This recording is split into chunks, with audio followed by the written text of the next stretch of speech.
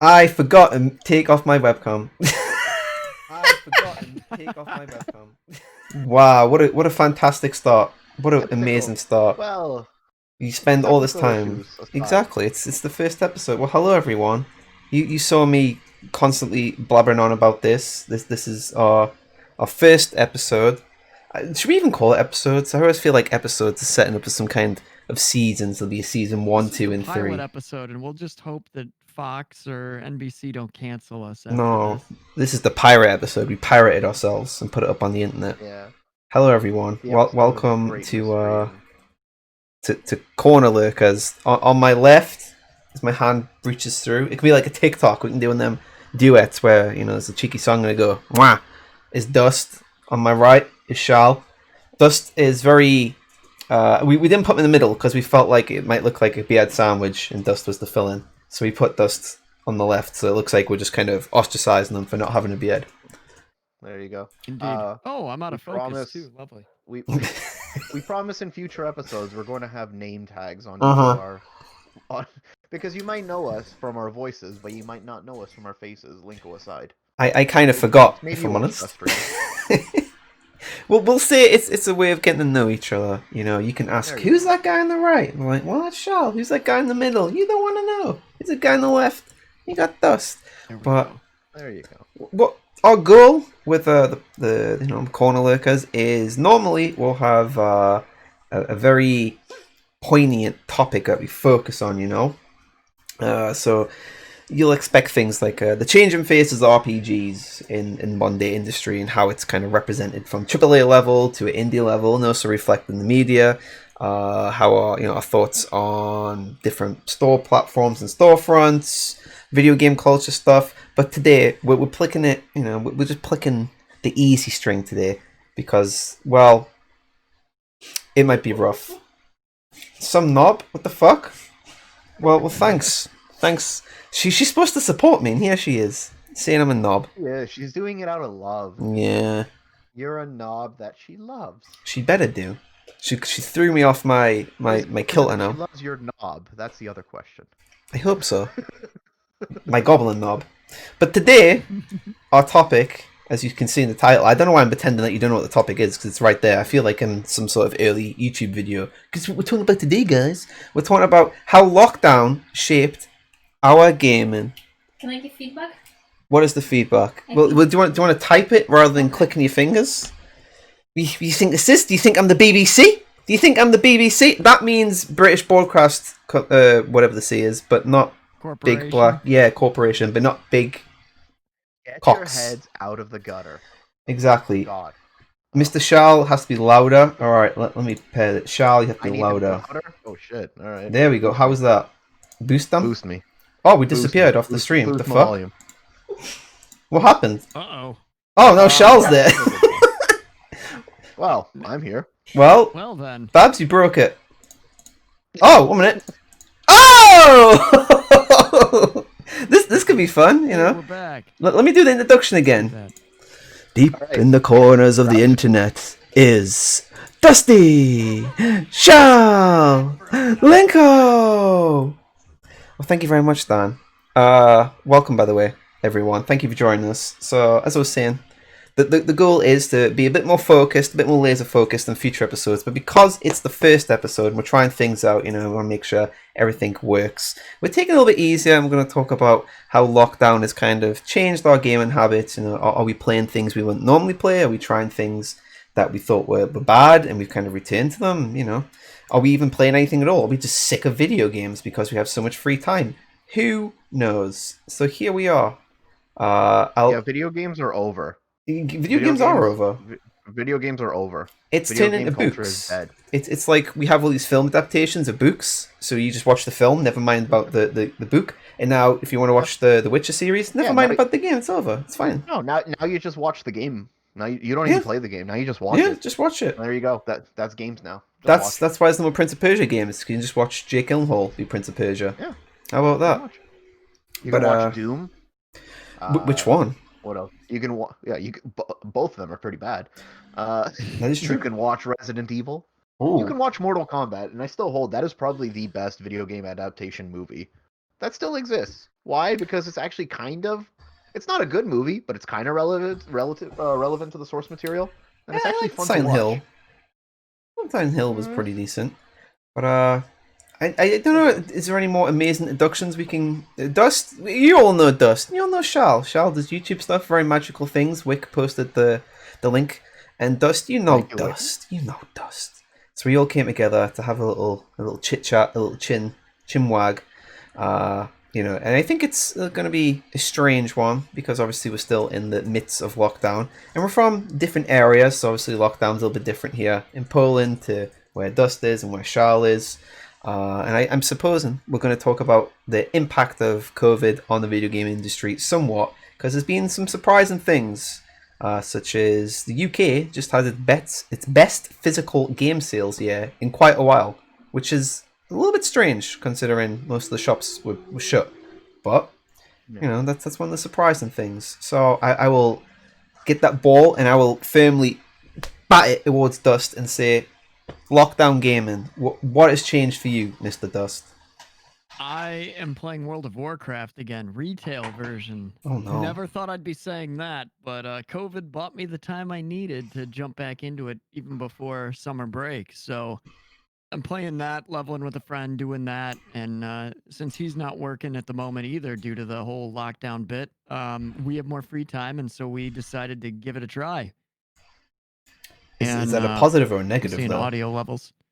I'd say it's a positive, depending on where this goes from here. I'm hoping to get back into the kind of like raid environment, working together with a team again. It's kind of fun.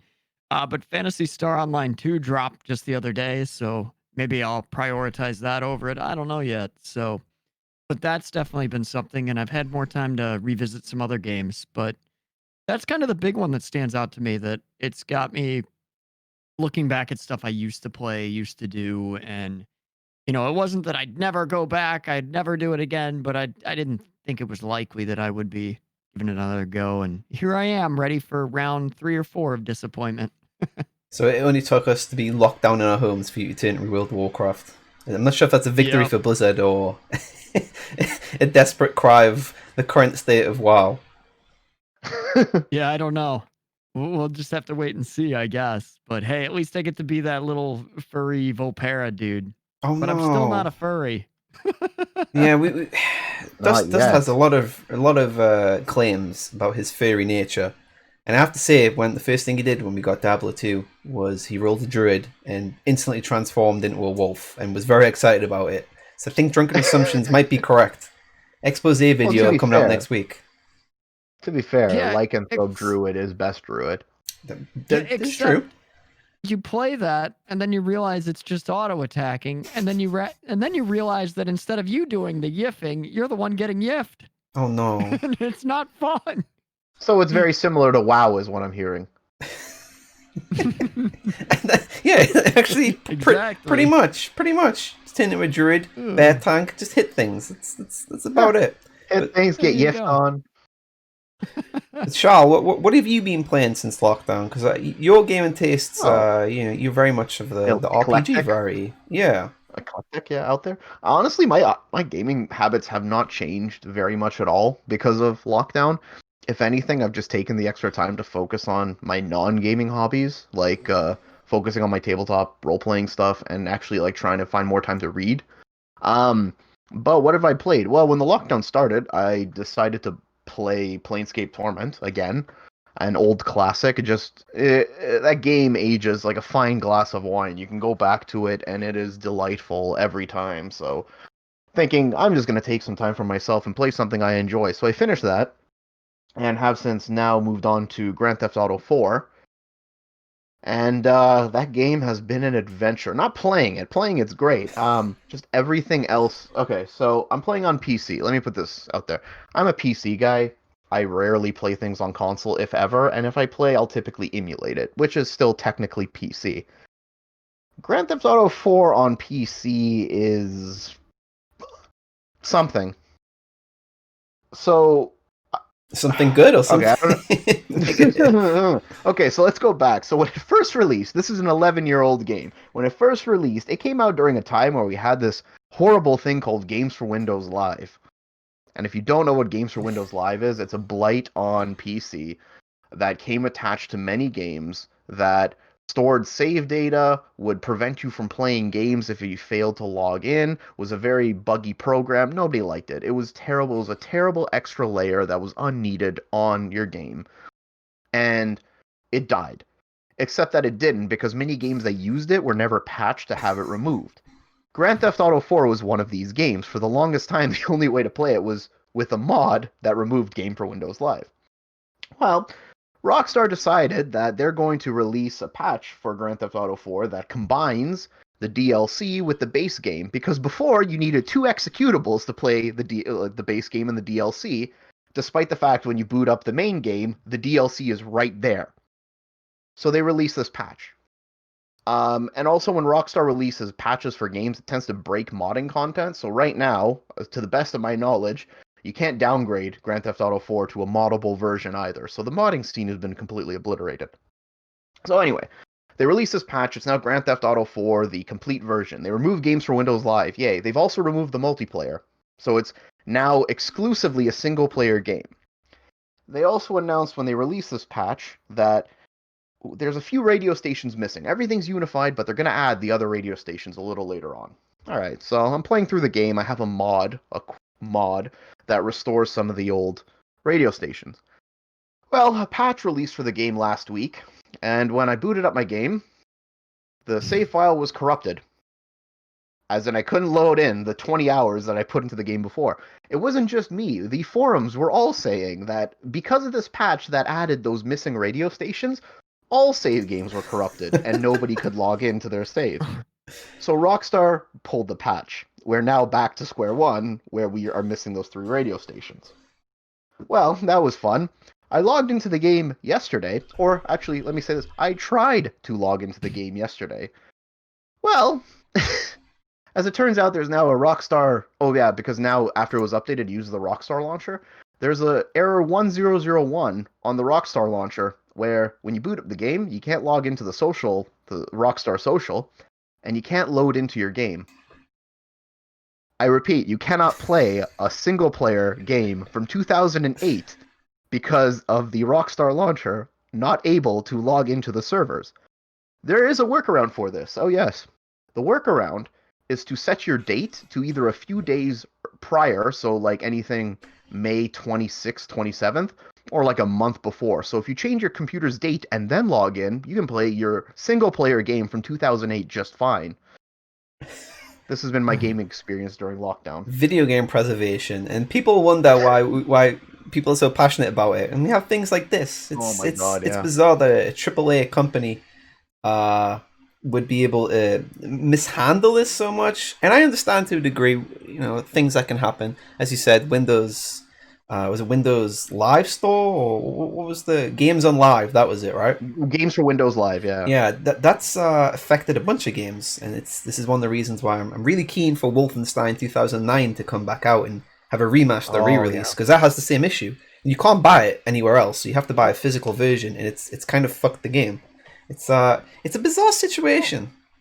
Well, you used to be able to buy it on Steam, so if you're lucky to buy it before it was pulled, it's still on your library, but that's about it. Yeah, it's and I understand that they have problems with any game with licensed music. That's why Alan Wake disappeared not that long ago. If you have licensed music in your game and it's actual from a recording artist and a company and a recording label, and sometimes the estate of the artist themselves, there are multiple things that can force that game to be pulled from sale due to the presence of the music. And I guess with Rockstar, one of the things that's so iconic, not Ubisoft iconic, but the proper use iconic, is the soundtrack. I mean, everyone can pick at least 2 songs or 3 songs, or even a radio station to listen to from like Vice City or San Andreas 4 and 5. So it pays for them to preserve that, but at the cost of making the single player game nearly inaccessible without severe amount of work. It's like Well, it's not even that. It's like, I remember when the soundtracks were first modified for San Andreas and for Vice City, all they did was remove the music. It was still fine. And then there were mods that enabled it again. But it's when they added the patch. So when they first released Vice City and San Andreas for mobile devices, they released a patch for the PC versions of the game so that they're ports of the mobile versions rather than the existing PC versions, which broke saves and broke everything. So that's been an issue. Now, I understand that you can't sell games because of expired licenses, and this is a holdover of like the early 2000s when games were still inextricably tied to physical media. But what Rockstar originally did when they ran out with the licenses ran out for Grand Theft Auto 4 was fine. They replaced the music. Now, new Vladivostok is not nearly as good as old Vladivostok, which is why I go out of my way to mod the old songs in, but they at least attempted to offer a replacement rather than what Alan Wake did and just pulled the game and then, for a while. But then Alan Wake, as far as I know, they renegotiated the rights and then put it back up. Correct. It's back on. The problem with that was that the music was tied into some of the cutscenes, Yeah. and it was basically integral to the there were like I think 5 different chapters or 6 different chapters, and they were tied into the Yeah. There'd be a transition with credits in between each. It was scene. episodic, if I And remember correctly. it was very iconic of the game, and so I mean, Not Ubisoft iconic. no, no, We've already got a not first at all. running joke about 20 minutes in.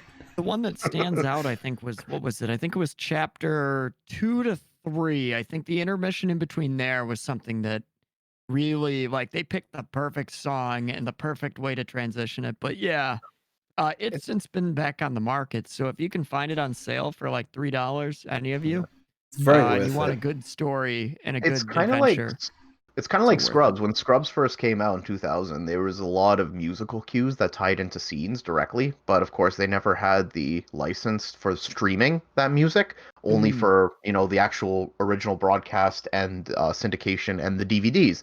So now with Scrubs on Hulu and when it used to be on Netflix, they had to replace the music. And it's not as good. Not at all. I'm rewatching Scrubs, but I'm going through the DVDs, the DVD versions, and it's just the old music that I remember. Same kind of idea. So just changing landscapes, and I never thought I'd say that physical media is probably the objectively best way to play video games, but as a few years ago, I sort of realized that like at least with physical media, there's the chance that it might not work, but at least it's preserved. Yeah. I mean, it makes me think of... Not every company is going to be good like Alan Wake, like or like with Remedy, and they'll fix Alan Wake. The FMV game, Ripper. Towards the end of that game, there is, because the whole advertisement campaign. If you look back on YouTube, and I only know this because of Spoonie. Obviously, I was a little bit too young for FMV games, but the end portion of that game relies heavily on the Blue Oyster Cult's "Don't Fear the Reaper." does this mean we'll never get that fabled remaster of Ripper? I mean, it depends on who owns the rights to the game and the footage, and if Blue Oyster Cult or whoever owns the rights to "Don't Fear the Reaper" by Blue Oyster Cult, because it's probably not the band. No, probably not. But so talking to Grand Theft Auto 4, I think it's one of the games I remember enjoying somewhat when it first came out, but then retrospectively, picking out flaws, and I was like, there was too much of the social stuff, and it didn't really have that sense of wackiness that the Grand Theft Auto games did. Yeah. And that's where I'm at. Yeah, and I remember that's where the Saints Row series really started to come into its own. They had the full story co-op, which was a big thing. But I have been wondering, should I go back and play it? And I think that's something that I've been doing with the whole lockdown stuff. Is I have more time to kind of think about games, which maybe I was a little bit too harsh on, and I'll go back on. Or maybe series. So, for example, Wicker's a big Assassin's Creed fan. I've kind of thought the series has been a little bit stilted, I guess. So I liked Assassin's Creed 2, but 3 was terrible. Ignored Revelations and Brotherhood. Ignore a majority of them. And then, with game sales and having more time, Wick was saying, no, you should really play a Syndicate. You should really play a Syndicate. And, I was a little bit hesitant. But I did the mortal sin and bought a game on Epic Games Store. I know, everyone. I'm sorry.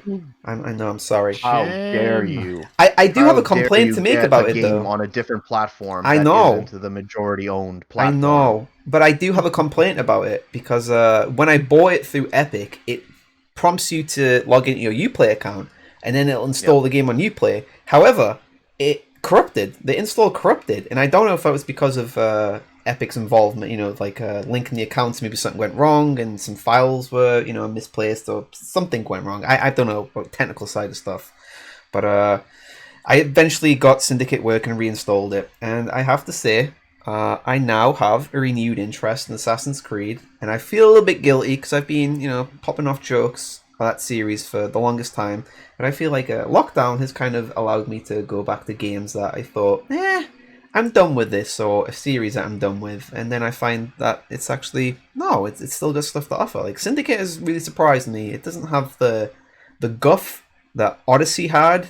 It doesn't have the repetitive nature of the mission structure that the previous Assassin's Creeds do. It feels like it's more sure of itself. And yeah, there's some problems with the RPG mechanics where you pick a few perks and you get experience for killing enemies. But if you do all the side content, that lasts you about 10 hours. If you do all the side content, you're level 10. And suddenly everything kind of becomes pointless. I actively don't want to fight things because there's no gain to it. I don't get anything that's a benefit other than money. But again, because of the side content, I'm rich as fuck, so I don't need the money. So I feel like, this was Ubisoft maybe trying to figure out their kind of RPG-ish ways. And we'll talk about RPG stuff in the future, of course. We have an entire episode planned around that. The 6-hour marathon. Maybe that mechanic was just another part of their iconic features. Oh, God. But I have to say, like, Syndicate, I'm impressed. I think, as ever, Ubisoft worlds always look beautiful. This one feels particularly lived in. It's been great so far. I really like the character dynamics. It's very real and lively, too. Yeah, the voice acting's good. The writing is actually quite good. And that's one thing I thought Ubisoft kind of failed on. Assassin's Creed 2 actually has some really cool moments and some, like, great humor, and then the series kind of went Thoop. But with Syndicate, it seems like they were back on their ball game. It's kind of made me feel like a renewed interest in Assassin's Creed and maybe this curiosity for Valhalla. But in general, I think I just feel like I have more ability and time, because obviously we all have more time now to reflect and look back and try games that maybe I'd thought, oh no, I'm never going to play this again, or the series is dead to me. Like, Assassin's Creed is one of those series I want to get into, or at least go back and try, because I've only ever played the first game back when it came out on Xbox, and by played, I mean I only started fights with guards and saw how long it could last. I played a little bit of the story missions, but it didn't capture my interest. Thought it was kind of bland.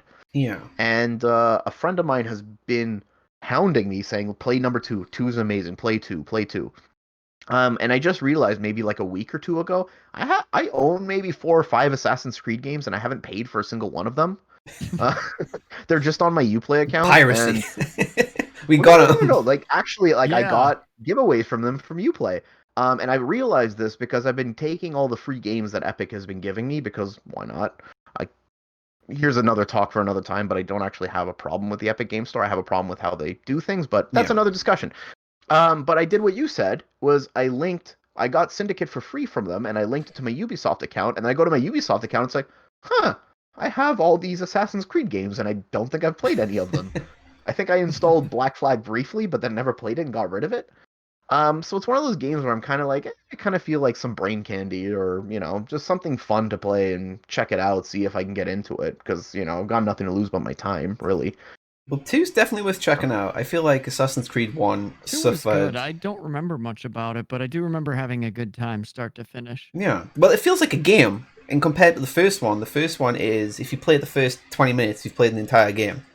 It's just the same gameplay loop over and over, but it felt like almost like a tech demo. In the same way Doom 3 kind of felt like id's new engine demo at the time. Like, oh, this is what the game can do. And you're like, but it was, it was very limited. But Assassin's Creed 2, I feel like, was Ubisoft really understanding, oh, there's a game in here, and we can make a universe around it. Although I will say, I have no interest in that kind of extended story where, like, the Desmond stuff, and then the weird kind of god people stuff. I always just enjoy the Assassin's Creed games as a standalone tale inside of them worlds. So in Syndicate, there's some parts where it tries to, like, force it down your mouth, and it feels like trying to be spoon fed, and you're like patting away the spoon every 5 seconds. Here comes the choo-choo train. Exactly. Here comes the plot, and I'm like, no, let me play in the Victorian times. But I recommend Assassin's Creed games. I feel like you can just sit back and enjoy them, which was exactly what I needed after Dust put me through The Quiet Man and then the Salt Factory that was Doom Eternal on Nightmare. I remember those. Those were some fun streams. Yeah. You guys should go back and watch Linko encounter the Marauder. God bless the Oh, that Marauder. was a good time. I actually have The no jumping problem with puzzles were Marauder. a second favorite part. No, but don't you know the Marauder is what makes video games bad? Yes. How dare we have a mini boss that's actually difficult? How dare it? That's another Yeah. thing with a lockdown. I feel like I have more time to learn game mechanics. So Doom Eternal. I'm sure if I was working a typical 9 to 5 job, I was coming in and I had to spare like let's say 2 hours spare a night between like every other duty in the world, so like cooking, clean, and spend time with partners. If I had kids, etc., I'm sure that fight would have broke me and I would have changed the difficulty mode. But because of the amount of time we have lockdown now, I felt like this is what I'm going to do. This is my goal. So I was studying the fight almost. I was like, all right, if I shoot his shield, it spawns the tiger, and it's also like a punishment for me wasting my ammo. If I get too far, he's gonna he's gonna get me with his weird little axe attack. If I get too close, he shotguns me back.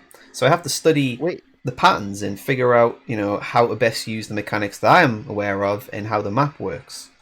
so you mean in video games, the best way to overcome challenges is to look for boss patterns I and know, try to overcome them? I know, Wow. I know. I remember when I saw those articles coming You're out saying, well, the Marauder revolutionary. is too hard. I'm like, well, it's a video game. I mean, this is going back to the old days when you're Yeah, playing a platformer and you figure out, attack animations and patterns and learn to avoid them. yeah, This just Yeah. seems like an evolution of that, except now it's just a first person shooter. and we get And I that there's in mean, Japanese we had checkpoints. this games. in Duke 3D, the same thing. You had bosses where you learned attack patterns and avoided them. And Yeah. oh, man. It's nothing new. I mean, Yeah, I don't know. Dust probably has more info on this, but like Okay. particularly Japanese RPGs, there's usually a Oh. kind of gimmicky boss that has a weakness to something, but it's usually something that you have no idea about. So I remember in Final Fantasy IX, there's a bunch of undead enemies, and when I was first playing that game, I was young, so I didn't ever think, oh, if I heal them, it'll do damage to them. It's a cool gimmick, and it makes sense when you think about it. But now, in the world, in the age of information technology and communications, everything Yep. is revealed instantly. And you see Yep. this kind of thing with a World of Warcraft Classic. People say, oh, the content's not really there. It's like the content's exactly the same. It's just everything is known about the game. So everyone is a Yeah. mid-maxer. You don't have to be good at the game. You just know It's easier these to are the Google items. anything. Yeah. Yeah. And there's so much Before video you'd have to content on it go out too. and buy this. Yeah, before you'd have to go out and buy the strategy guide. Now you Yeah. just Google it and then you figure it out. And I've been there. Like I've been Yeah. frustrated and looked up the answer to things or walkthroughs online. I try and avoid it, but Right. I'm also Every an once in a adult and I while, don't have it's the patience that I did as a kid. Going. Yeah. yeah. We don't have as much time to just run around completely lost. I mean, people have seen it on my streams where I'll be lost for like 20, 30 minutes, and at some point I'll be like, you know what? It's time for a walkthrough. Like this is, I can't run around corridors for the next 40 minutes.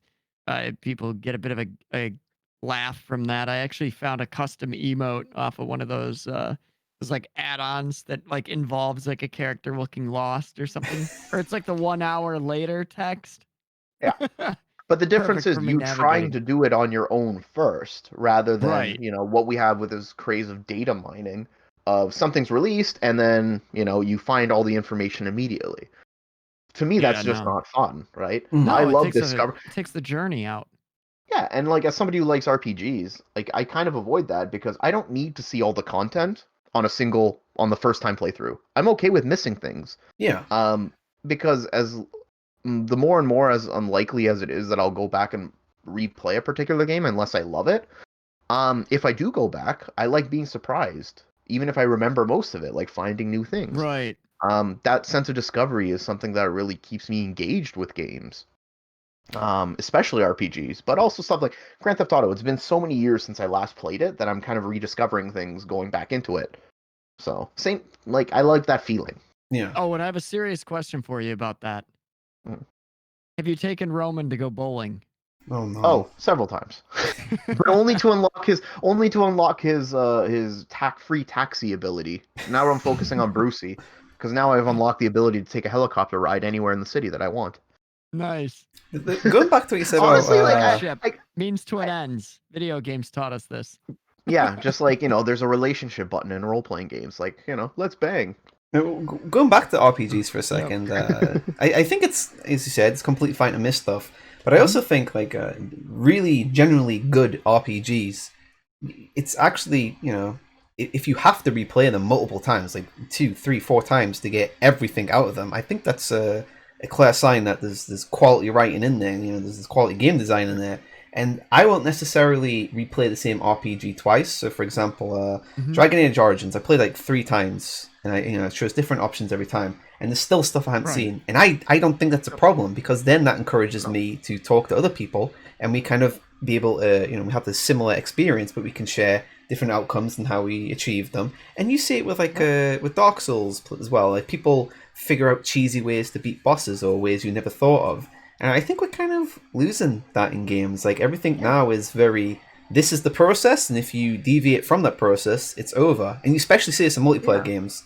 World of Warcraft Classic is another example, because everyone knows the best build. If you see And of someone course, that has, retail, yeah, obviously, too. if you're not in the optimum build, then people just discredit you, even though you can still achieve the thing, but Yeah. it's not the best You way can do forward. right. You can still perform better than someone with the optimal build, but the lack of skill. Yeah. And there's all sorts of utility too. And so sometimes the guides will be lenient with certain things, but sometimes it's very straightforward.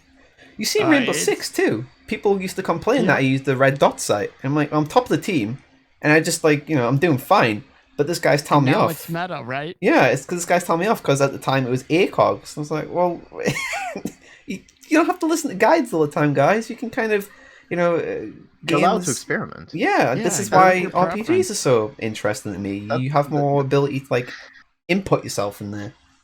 that's one of the things that I remember. I was talking about this about Pathfinder years ago, and there was a thread. It's like, what's your unpopular opinion about Pathfinder? I'm like, well, you don't need to be good, or like you don't need to min max or focus on a single thing to have a fun time. You are allowed to make characters that are, unbalanced or that are not optimal to play, because a lot of people play it as a tactical dungeon crawler. Yeah. Whereas I just kind of approach RPGs. I'm like, what's my character?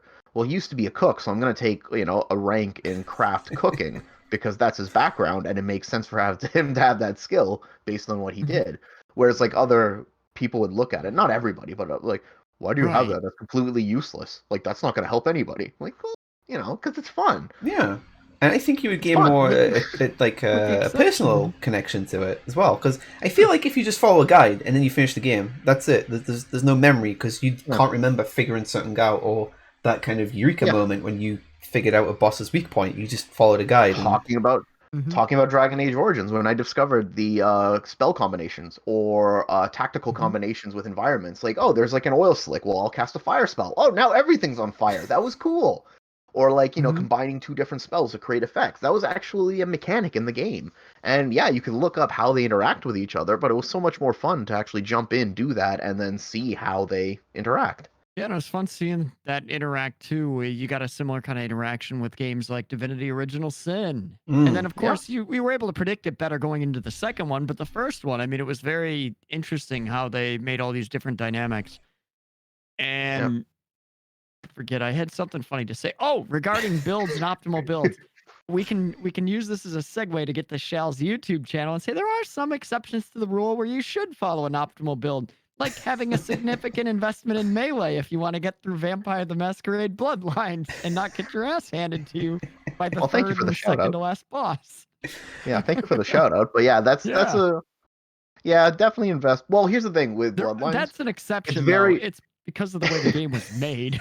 it's not a game. Bloodlines, Vampire the Masquerade Bloodlines. All right, so for you people on our debut episode, that's my favorite game. If it's not my favorite game of all time, it's absolutely among my favorites. But this is a game where by the end of it, you're going to be an unstoppable beast with the amount of XP you're given to dump into your stat sheet. So it's kind of hard not to invest, at least in Mhm. some combat skills. But with the way the game was rushed out to get finished, and you can tell the third act was not optimal, like it was not built up with the same standards that the first 2/3 were. Yeah, Chinatown. definitely invest. That's all I'll Yeah. say. Well, no, Not Chinatown's even not so Chinatown. bad. It's after Chinatown. Chinatown's okay. It's after Chinatown. It's the end game where it just becomes a combat slog. So yeah, definitely The invest in apartment, Melee. the apartment combat. Yeah, yeah, That was so bad. yeah. But Chinatown wasn't as good. It was still fine. Yeah. But yeah, in some games like that where they're just not balanced because they're not really finished, yeah, invest in combat. That being said, you can still put no points in it and still succeed, but you're gonna Right. have a bad time. Just use the So. Steam console like I did. I will Yeah. not lie. On my stream, I was like, because I went full non-combat, and I put a few points in, but that last, it's not really spoilers, one of the bosses towards the end flies. And there's a guy who can only hack stuff and pick lock. I'm like, what am I supposed to do? You got a door I can pick lock and maybe impress you with that? He's just flying around attacking us. So I was like, alright, I get it. Opened up that Steam console and was like, okay, I win now. I win. And there's no shame in doing. Well, I mean, There's shame. if you're enjoying That game's it, you last act was enjoy broken enjoy playing the game. However, you enjoy playing it. Let's say that much. Yeah. But that was also a problem in Deus Ex Human Revolution. Mm-hmm. Same problem was that when the designers put the bosses in, they thought, okay, this is how you beat the boss, and they didn't account for other character builds. Speaking of which, we could talk about innovation in games like all day. I remember there's that one point in Deus Ex Human Revolution where there's the recall, and that influences a boss fight later in the game. That was the coolest Yes, twist Yeah. ever. The glitch. Yep, So that it's was awesome. ancient. Basically, the game says you need to do this, but they don't require you to do it. And if you go, oh, okay. What would happen is you'd have this stupid little glitch every now and then that would happen on your screen. And it was kind of annoying. At first, I thought maybe it was my TV or the game was having issues. Then you realize it's this glitch happening with some kind of, what was it? Like some sort of Neural the visual augment thing. or something. Yeah, it was one of the augments And- that kept like glitching out. And it's glitching out. And so you go and get it fixed. And if you get it fixed, great. It works. However, when you get to the boss fight, they go, oh, by the way, there's a reason they were called it. Boop. And then all of a sudden, it's as if you've been flashbanged permanently for that boss fight. It's great. And And I is like that because it brutal. reminded me of the original game, the kind of reactivity that you had. See, Deus Ex, that's a proper RPG. That was a despite good the one. I'm fact- going to have to replay Yeah. that, including the first one. I guess technically it happens after Revolution, but Yeah. it's the first Yeah. one in the series that came out. Yeah. That's the one I'm talking about. That's a proper RPG. So is Human Mhm. Revolution. Don't get me wrong, but Mhm. yeah, though I love little moments like that where things aren't telegraphed, but you're sort of incentivized to follow the plot. And It's by good the writing. time you realize the consequences of your action, it's too late. So you can't even save scum that. The odds that you have a save that far There's a back huge gap, yeah. is unlikely. And it's funny because if you don't get it replaced, all you get is that little glitch probably every once in a blue moon. And I Yeah. bet after that point in the game, you probably don't experience it anymore. Be subservient. I've never tried it. It's, Never tried I'm it. gonna- I've always gotten that glitch fixed in my playthroughs, so I think the next time I play it, I'm gonna intentionally avoid that. I think I'll intentionally avoid it when I stream it as well, just to see how much easier that boss fight becomes. And No. it's totally beatable with that disorientation. But Yeah. I think I did die once or twice on it because of it, and they really handicap you, and it was cool because you're like, man, like what's the point of this stupid glitch? Okay, whatever. And then the game reveals, oh, there was a significant plot point behind this, and you're like, oh, Yeah. fuck me. Now, apparently, the director's cut is much better with the boss fights, in that they add little Mhm. options. Yeah. Like I remember that first boss in particular was pretty nasty because you're very early in the game. Your skills aren't all that fleshed out, so if you haven't done a combat build, like you're very limited in what you can do. And that was a tough fight. But in the director's cut, they added like a little turret section that you can hack into. So it's like, all right, cool. They've added something for other character builds. So it's nice to see kind of those options there. Which is, something that I like seeing in games, the proper role playing games that let you build in certain ways Not just and pick a tackle pick. challenges in different ways. C4, that was the best way I did it. I had a bunch of C4 just randomly in my backpack. I think I picked up by accident, and that first boss does its whole spiel, and I just panicked and lobbed everything at it, walked on top, bang. I was like, oh, okay. I don't even know if I remember that fight, so that'll be fun going back to. Well, speaking of hoarding things, one thing I have kind of found during the whole lockdown is, obviously we mentioned that we go back and play games that we kind of maybe didn't have positive thoughts on initially, or franchises that we thought we didn't have any interest in. But I've been noticing a lot on social media and on my Steam friends list that people are just buying games like nearly every week. Like, not even new releases, just every week. And some of it is like absolutely left field stuff. So I was thinking, like, are people now more willing to try completely different new genres and completely different new franchises out that they wouldn't normally play? Exactly. Let's see my list. See, he's investigating. We're gonna do a deep dive here in my Steam friends list to see what gamers are doing on the internet today. Gamers on the internet. What are they up to today? Professor Dust's coming in deep. We've got a bit of a completely objective study. In a completely objective study, Professor Dust looks into what gamers are doing on your computer today. They're playing this evil hacking sim called 4chan. The motherfuckers. If you want to play a really good evil hacking sim, I highly recommend that you play Uplink, because that's a great hacking sim. I don't think I've got any good studies here. I got a bunch of people online not playing games. I've got 2 friends playing Disco Elysium. Both of which, looking at who they are, it fits the bill for both of them. And I thought it was decent too. I need to go back and probably start fresh because I've already forgotten and it's been too long. That game to me is more like a book than a game. There's just so much like reading there. But see, here's the thing. I will still argue that it's a proper role-playing game. Oh, yeah. Unquestionably, totally. But I feel like... well, I heard an argument saying that it's more of like an adventure game because there's no combat. I'm like, well, that's not exactly true. You don't need... Combat isn't what defines a role-playing game, not for me. Yes, it's intrinsically tied into it because of its origins in D&D and how it started as a tabletop war game, but I think you can have a role-playing game without any meaningful combat. Yeah, personally. I don't think combat needs to be a qualification for an RPG. I think that's probably one of the many misconceptions, and we'll be tackling that in the future for sure as well, which is awesome. But yeah, I've also got 2 on FF14, both fit the bill for that. Then I've got Warframe, Terraria, and then somebody playing classic Sudoku. Oh. I don't really have a good study for this. I'd have to look at what people have been doing. I guess if I hit the activity feed, I'll know. I'll stay here. Well, thank you, whoever that was, for the follow. Sorry, I forgot to turn the alert off. That's awesome. But thank you very much. One thing I did find with myself is I was more willing to kind of entertain weird indie games during lockdown. I haven't got anything I would name specifically, but I was looking through my lists and I would look on new releases, which I normally do anyway. I look on Steam new releases and see if anything catches my eye. But I was more willing to revisit some older stuff as well. You know, them kind of indie games that you hear on the grapevine, but nothing too popular. And I found myself weirdly kind of dipping my toes into stuff I've owned previously and played, but kind of got bored with. So the Technomancer was one, that middle market stuff, and also the Styx games and spiders, all the spiders games. But also, speaking of indie games, this stream is not sponsored to, but obnoxiously shilled by Islanders. If you haven't played it yet, please play Islanders. Yeah, play Islanders. Seriously, that's a great game. Seriously, play Islanders. Play Islanders. It's also amazing. Oh, man. The amount of time I spammed on Twitter saying play Islanders, and I do implore you. I think it's still does it perfect. I think those are my earliest memories of interacting with Linko on Twitch was like our mutual love of Islanders, because I just picked it up when it was released and I fell in love with it. Yeah, and then I saw him chilling for it.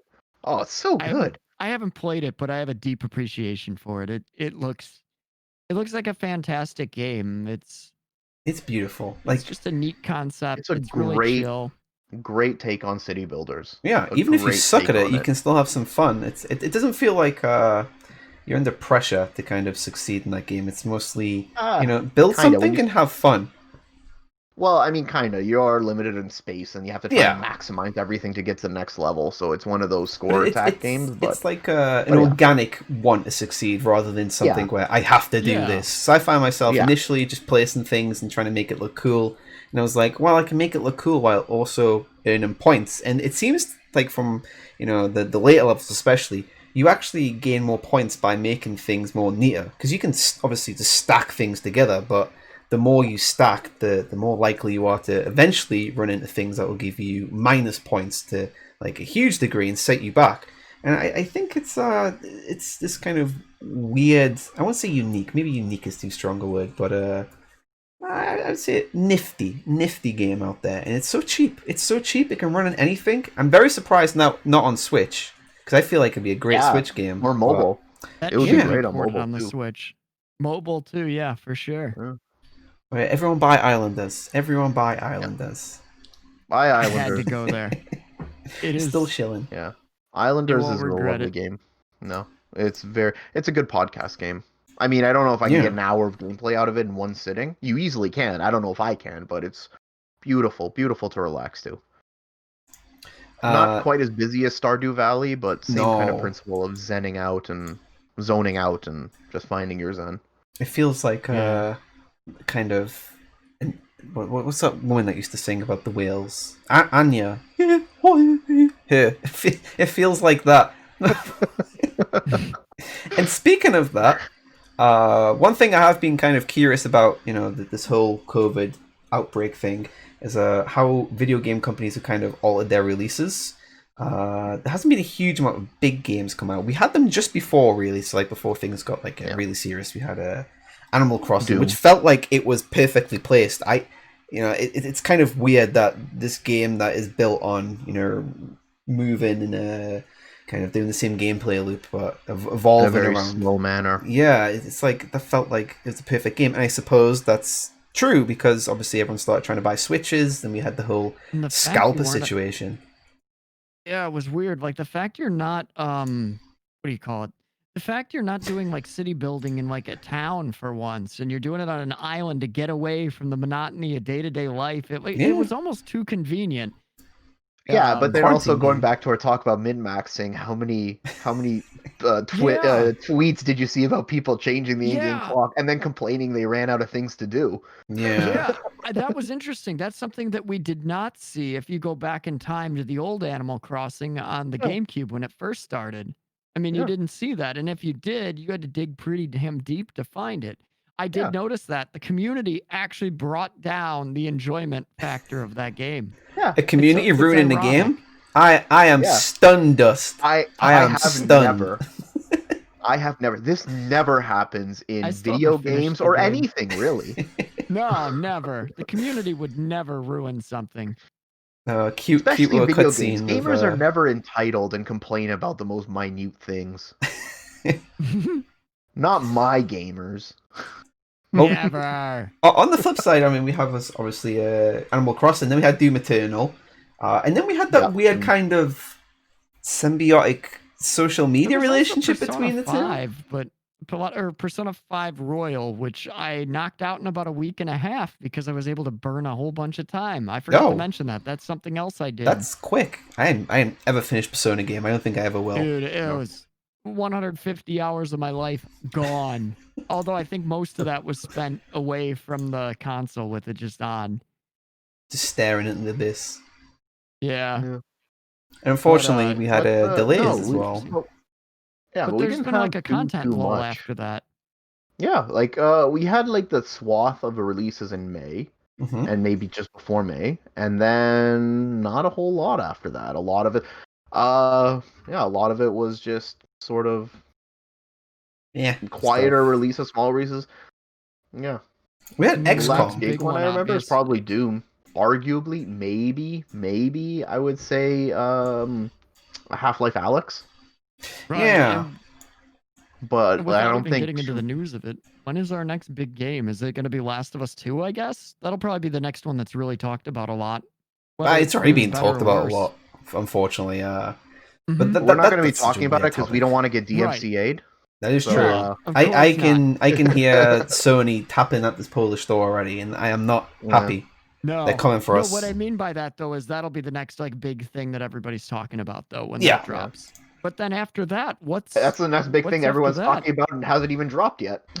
Yeah, Tony wants to know your location. Oh fuck. Well, we have But, we had some small releases as well, like XCOM Chimera Squad, which was this kind of Yeah. Oh yeah. I don't know. I feel like because it was I think it was the 25th anniversary of the XCOM series overall, right? That was the celebration around it. It was either 25th or 30th. Oh my I God. can't remember. And it felt like this game was kind of just released to kind of bring attention to that and the sales they had in the rest of the series.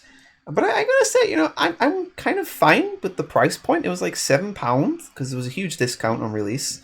And I know people complaining because you couldn't customize the characters, and obviously there's always going to be that core of people that want old school XCOM back, which is more than fine. And there's a game called is it Xenonauts, and that's old school Xenonauts. XCOM. Yeah. Yep. So if you want that, Yeah, Xenonauts is sort of a spiritual successor to original XCOM. So if you're not an XCOM fan, there's basically like two versions of XCOM.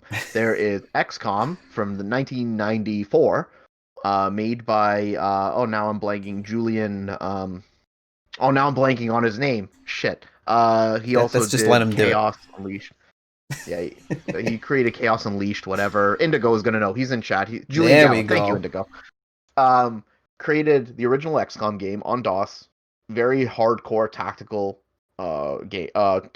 tactics game, I guess. Had its spin-offs. Firaxis got the rights to it, released the remake, and then they removed the dash out of it, or they removed the dash out of it. So now if you see X-Com, that's the original DOS version. If you see XCOM without the dash, that's the current Firaxis one. And that's the one Chimera Squad came out with. And now Julian Gallup's company made a new tactical game called Phoenix Point that is, I don't mind it, but it needs a lot of work. Yeah. And then you have Xenonauts, which is a fan reinterpretation of the original XCOM game, so it's a lot more hardcore and tactical and deeper than the Firaxis ones are. They're all great games. You should play them. Yeah. Like I think with stuff like these kind of release of Chimera Squad, these kind of smaller, lower price ones, I think I would like to see more of this. Chimera Squad isn't perfect. It has a lot of weird problems. So, for example, the idea is you're playing like almost like a SWAT team, and the aliens and humans now coexist. So the aliens are in the XCOM units now, and they have like special abilities. But the one thing you always have to do is breach, and this is the main thing that really put me off the game towards the end. You have to breach, and every time you breach, there's a negative consequence for the most part. So like someone is definitely going to get hit, and because of the way XCOM works with dice rolls, it could be a critical, and if it's one that if it's just really bad luck, it's an instant death, and that's that's a big deal. And that game keeps doing it, and I was like, as much as I enjoy the game and it's cheap, it's a nice little distraction, that I don't like that gameplay mechanic being forced on me. If it's a truly tactical game, and you're telling me this will go wrong, but I have to do it, it's almost like you're kind of taking the choice away from us. But I do recommend it for the price. It's cheap. As you said, it's very different to old school XCOM or even Noughts. And when I played the XCOM remakes, I quite like them a lot. I still do. Like, I think they're fantastic games. Yeah. I think maybe I have like 150 hours between XCOM and XCOM 2, a few multiple playthroughs. And very moddable. Yeah, very. But it does have issues. Like, one thing I absolutely do not like, and especially in compared to Xenonauts, and I've played Xenonauts and the original XCOM, which I still have installed, is I don't like the way they handle movement. So in XCOM, you can either move and shoot, or you can shoot. It's always that two-phase movement, and you can't do something like shoot and then move, because as soon as you take an action, you're done. And the original XCOM was even worse, because they would put aliens in particular parts of the stage, and they would only get triggered if you moved to see them first. So it encouraged a sort of very slow, methodical crawl through maps that they tried to rectify with the expansion pack by adding timed objectives, which force you to rush through them. But then if you're moving and you're doing your dash action and you can't shoot afterwards, it kind of creates an issue, like problems. So it's just something as simple as that, which, I think the older games handled better. But, even with that, they're still fine games. It's just they do have things that kind of don't make them quite as open as, I was hoping that they would be when the game's released. Well, but I guess it's not that's a part of the third-person way of... shooter. Yeah, I mean, Bureau declassified. But I guess that kind of talks to the changing scope of games in that I don't want to say they're becoming stupefied or that they're being dumbed down, but they are like games are being streamlined. Yeah. They are being approached with simpler mechanics in mind, precisely because I think the gaming audience is getting older and they don't want to learn very, very complex tactical simulations. Well, we're living in weird times when it comes to. I feel like a lot of games, especially from the bigger companies, and it makes sense why, because obviously development costs are so high now for your AAA stuff, Yeah. and that's not even counting your marketing costs. And then I don't even think they accumulate the costs for like translations, and localizations on top of that. So I understand that they want to kind of do the Ubisoft route and tick boxes on a sheet, like, oh, is it open world? Tick. Collectibles? Tick. RPG elements? Tick.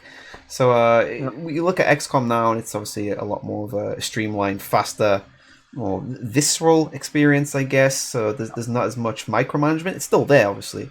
And then we look at, as we're going to talk about in the future, which is probably going to be our biggest bumper episode, RPGs. Now you look at The Witcher 3, it's considered an RPG classic, but really there's not much there. It's very streamlined and kind of flat. And on the plus side, it's not a good template to build upon. No, in my opinion. But on the plus side, I will say, we live in a time where everyone is essentially making games. So for every big AAA release that kind of nullifies and flattens the genre to its very basic core, we have these revival aspects. We have the revival shooters. We're starting to see some revival RTS come out. Stuff like Naughts. What's it called again? Astronauts, not Astronauts. The game we're just speaking about. I can't remember the name. Xenonauts. There we go. That's like a revival of old school principles, and we're seeing a huge increase in old school RPG DNA in games now. So it's. I think it's fine. In tabletop games too. In tabletops, there's a growing movement of bringing back like AD&D Second Edition design principles and that sort of like old school tabletop aspect to it, which is I'm finding interesting. Really, it's like things are circular, or things are coming full circle. Is what I'm trying to say. Games Workshop are bringing out Warhammer Fantasy. I don't know if it's this year or next year. They're bringing it back, so they're going to have. Sigma is going to be its own thing. You have 40k, and then Fantasy is going to come back. So the square base is coming back. Because Age of Sigmar sucked. I read some of the lore of it. I'm not even a huge Warhammer fan, but I really like Fantasy. For me, I like Fantasy more than 40k. Yeah. And I remember looking at Age of Sigmar. I'm like, this is so different. I don't like this. Yeah, I think they've tried to go very. I don't play it, but from what I've seen when people play it, it's a lot quicker. But there's a tip. If you want to make some easy money on eBay, go and buy them secondhand square base old school models, because they're going to tick up in price. But I guess the point I'm making is we kind of see for every kind of straight and streamlined version of a genre, we're starting to see kind of smaller pockets pop up, and they're bringing old school principles back. And I think that's why I'm not too salty about the likes of, let's say, Fallout 4 and Fallout 76 going very much towards the mainstream market. Because while it does hurt that Bethesda has their hands on so many iconic franchises, it does hurt. That's the pain. Yeah. But at the same time... the games exist. They're called Fallout. Yeah, but at the same time, I'm not going to dwell on how disappointing 4 was and 76 was, because I have Wasteland 3 coming out, and we had Wasteland 2. So we have these games that are still fixing that void. We still have Fallout 1 and 2. Like Twitch stream. I don't know if you know this, but Fallout 3 was not the first Fallout game. Yeah, I know. Amazing. It's actually the third one in the franchise. And it wasn't even the first one on consoles, because we had that Brotherhood of Steel isometric beautiful shooter. I remember that. I'm also controversial on this topic, and Fallout 3 was my first one, and honestly, we'll see how I feel after I play 1 and 2, but 3 remains my favorite, actually. I really like New Vegas. I think they're good games. I liked 3's story more, like the main story versus the main story of New Vegas, but I like them both. Like, they're both equal. So when someone says one of the other's their favorite, I get it. But I want to check out 1 and 2 and see how I feel after that. Well, 2's pretty accessible. I think it runs pretty smooth. I haven't tried 1 the longest time. I will say no, you're that wrong. Fallout 3's... you can actually, maybe this is controversial to say, but I think you could skip Fallout 1 and just focus on Fallout 2 if you're a little bit running for time. If you're a little bit running for time. Disagree. Fallout 1. I love Fallout 1. I love Fallout 2. Fallout 1 is the better game. One is the Oh, superior I experience. prefer Yeah. I Oh, prefer two. you know, you know Ooh. what? Tell you what, we'll have a breakdown of this eventually, and I'll help settle this battle here. I'll play both. Tactics. There we go. Tactics is the best Fallout game. Just play Tactics. There Yeah. we go. Or Just play Tactics. Shelter. There we go. We've Just ended yeah, it all. Fallout Shelter. Shelter. Fallout Tactics Shelter. is the XCOM of Fallout. I'm not even kidding. No, Indigo's got it right. I agree with what Indigo's saying. So what Indigo said in chat, Fallout 1's story is better than Fallout 2's story, which is what I agree with. Fallout 2's gameplay is better than Fallout 1 gameplay. I also Yeah. agree with that. I just think that with the way that the Fallout games approach narrative, it's so intrinsically tied into it that I have to give the nod to Fallout 1 personally. Again, love both games. I have nothing bad to say really about either of them, except that I like Fallout 1 better. So There you go. Let's do a WWE style WrestleMania event where we just sit on a table and then eventually Dust gets put through it. Yeah. Because he said he liked Fallout 3 most. Damn it. I haven't played the others yet, so we'll see. That's fine. I had Fallout 3 I had a friend at was the a lot time of who was people's excited. first experience to Fallout. So I mean, you're not in a minority there in the Yeah. slightest. There, though. But it, Yeah, and for me, Fallout 4 was. I thought it was a decent game as far as the game itself, but it didn't have the heart and soul of a Fallout game. yeah, I think that's the best way to put it. I think it's a decent-ish game. It's just if it didn't have Fallout on, I would probably enjoy it more. But you know, you see Vault Boy, you see like the kind of the I wouldn't say the iconic style because that sounds stupid, but you kind of see the aesthetic, and it kind of distracts me constantly that this is supposed to be a Fallout game, but it doesn't feel like a Fallout game, and it kind of makes me feel a little bit. Yeah. Oh my god, yeah. Did you hear? I saw that. 4 is a classic Okay, if you Fallout don't game know, now. yeah, Indigo just said in chat. If you don't know, on Bethesda's website, it listed classic Fallout games for purchase for a sale, and among these was Fallout 3, Fallout 4, Fallout 76. Classic Fallout games, not 1 and 2, not the actual classics. Fallout 4 classic. Since we're on the topic, I'm also going to give a shout out. So Indigo Gaming, he's been in chat. He made a wonderful video called "Fallout Isn't Fallout." Yes. In this video, he breaks down the dissonance between the design principles in the original Fallout games and how they drastically changed since Bethesda took over.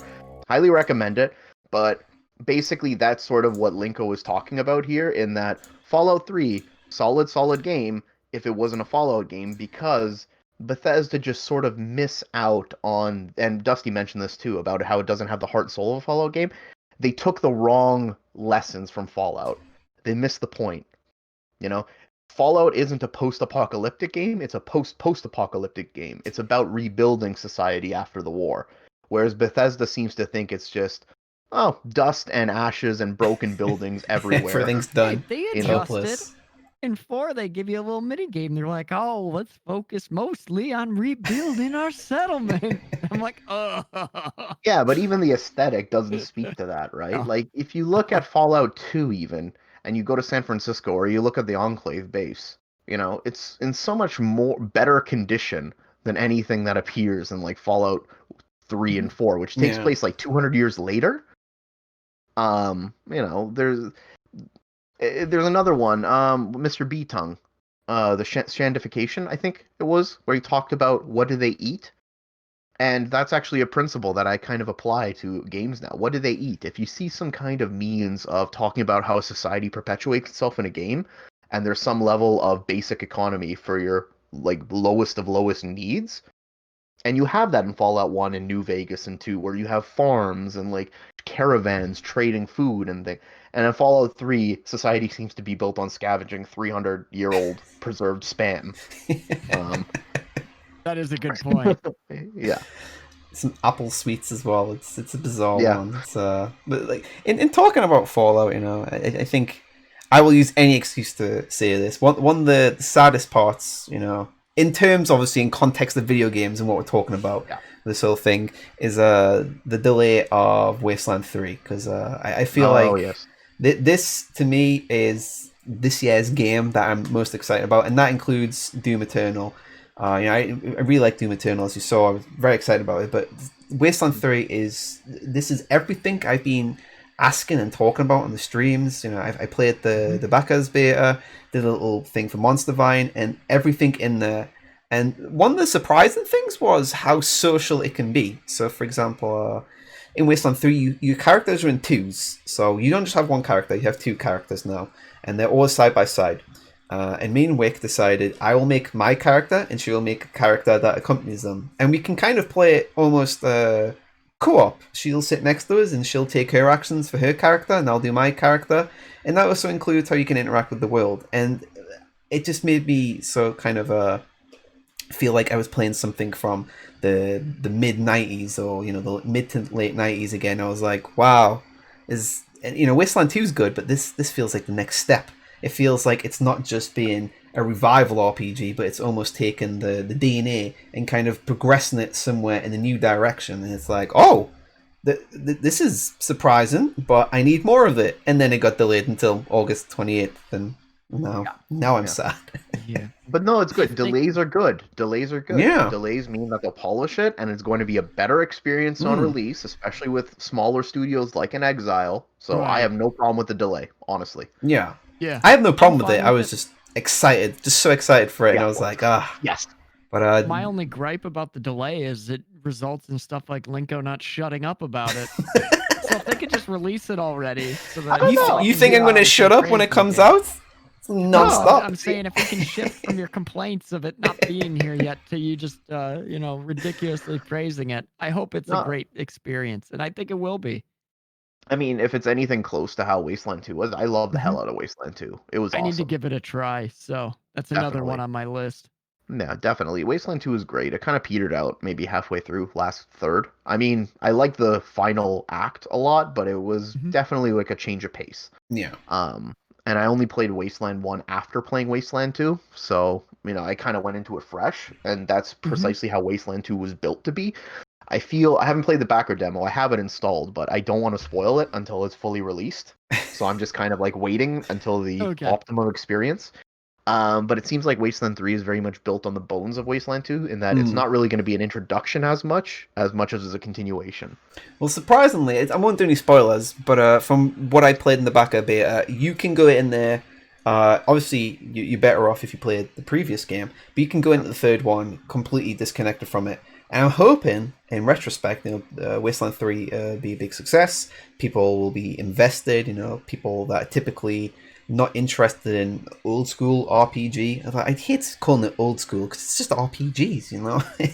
It's not. Well, I mean, this I'd say this is old school. Yeah, it's got the isometric look. You're still dealing with a party. I wish this idea of these actual RPG mechanics were still there and very much present. So calling it old school still feels a bit weird, but it is proper CRPG. That's the term. But I'm really hoping that people will play this that wouldn't normally play these classic RPGs, and then they'll go back and revisit Wasteland 2, and then suddenly they'll have their mind and eyes open to a whole range of like a gateway game essentially.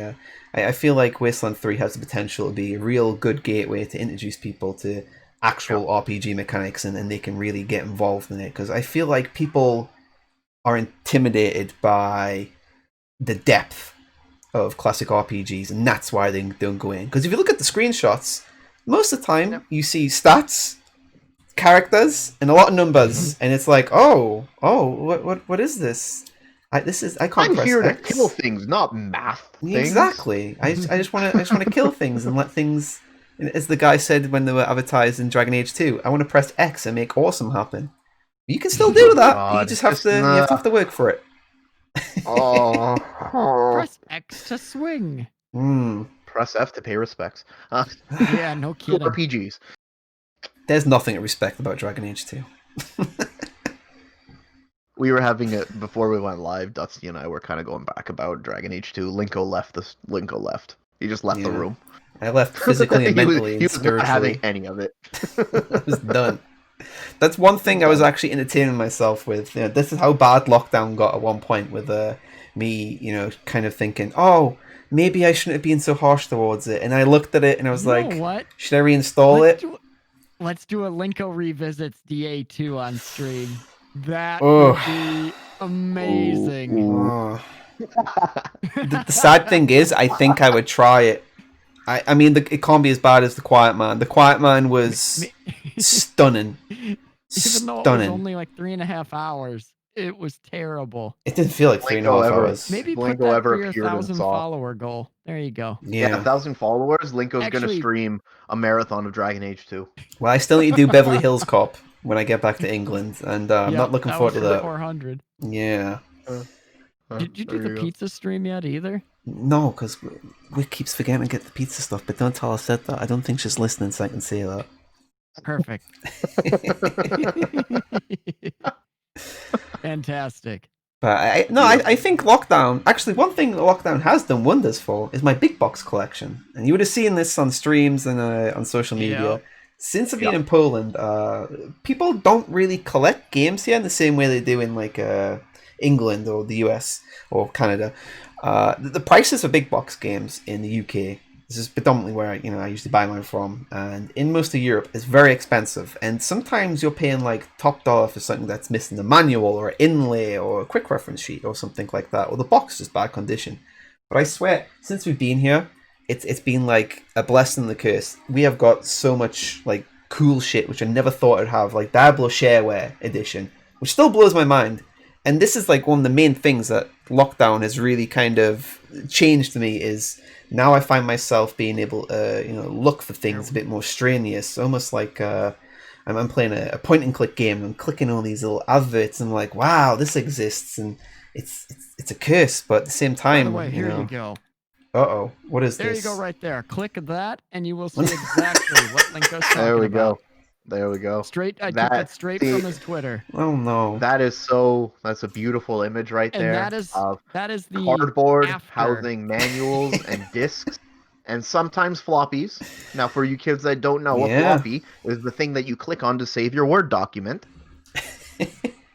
Wick was stunned when I showed the floppy disks for games. That was one such order, and Linko was a happy boy on Twitter posting that one and showing it off on stream. So you'll see things like that on the channel too.